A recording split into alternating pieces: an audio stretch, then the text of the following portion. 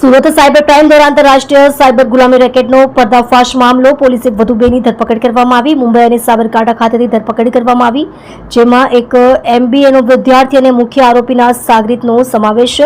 અત્યાર સુધીમાં કુલ 6 આરોપીઓની ધરપકડ થઈ। મુખ્ય આરોપી નિપેન્દરે માત્ર ભારત જ નહીં પરંતુ પાકિસ્તાન, શ્રીલંકા, બાંગ્લાદેશ અને ઇથોપિયાના નાગરિકોને પણ મ્યાનમાર મોકલ્યા। તેમણે અત્યાર સુધીમાં 51થી વધુ લોકોને મ્યાનમાર ખાતે સાયબર ગુલામ તરીકે મોકલ્યા।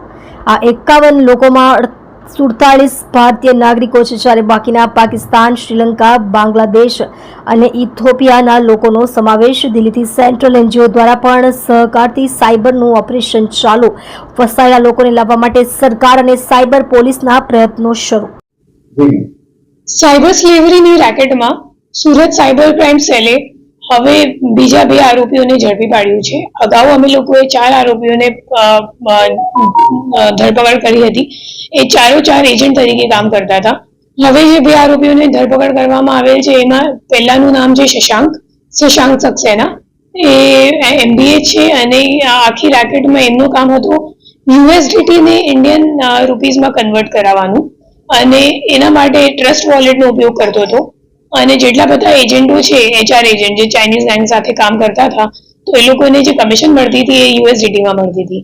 એ USDT ને પછી INR-માં કન્વર્ટ કરવા માટે એ લોકોએ શશાંક સક્સેનાનો હેલ્પ લીધો। અને જે આપણો મુખ્ય આરોપી છે નિપેન્દ્ર ચૌધરી, તો એ અને શશાંક સક્સેના છેલ્લા 1 વર્ષથી કોન્ટેક્ટમાં છીએ, અને એ છેલ્લા 1 વર્ષમાં ઘણા બધા ટ્રાન્ઝેક્શન્સમાં શશાંકે નિપેન્દ્રનું હેલ્પ કર્યું છે USDT ને INR-માં કન્વર્ટ કરવા માટે।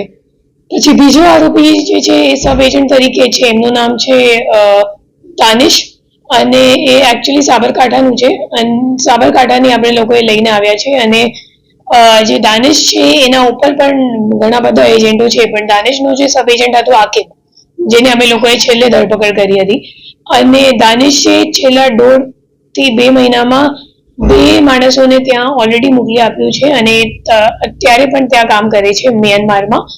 અને દાનિશ સાથે હાલ અમે લોકો પૂછપરછ કરી રહ્યા છીએ।